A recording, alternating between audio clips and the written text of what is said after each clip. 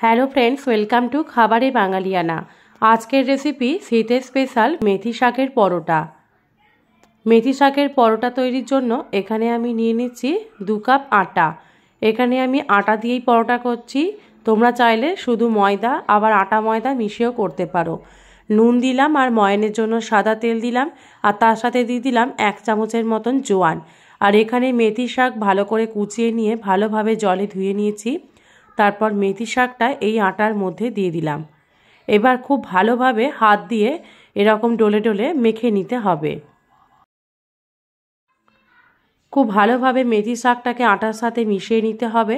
তারপর অল্প করে একটু জল দিয়ে আটার একটা ডো তৈরি করে নিতে হবে। আটার ডোটা তৈরি হয়ে গেছে। এবার এই আটার ডো থেকে আমি কিছু লেচি কেটে নিয়েছি পরোটা তৈরির জন্য। এবার আমি পরোটাগুলো বেলে নিয়েছি, গোল রুটির আকারেই বেলে নিয়েছি। আর তারপর এভাবে করে তাওয়াতে এপিট ওপিট সেঁকে তেল দিয়ে পরোটাটা ভেজে নিচ্ছি।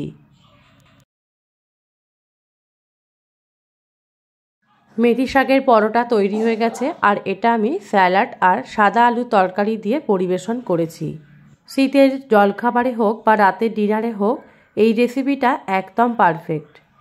রেসিপিটি ভালো লেগে থাকলে চ্যানেলটিকে লাইক, শেয়ার, কমেন্ট আর সাবস্ক্রাইব করে দেওয়ার অনুরোধ রইল। Thanks for watching my video.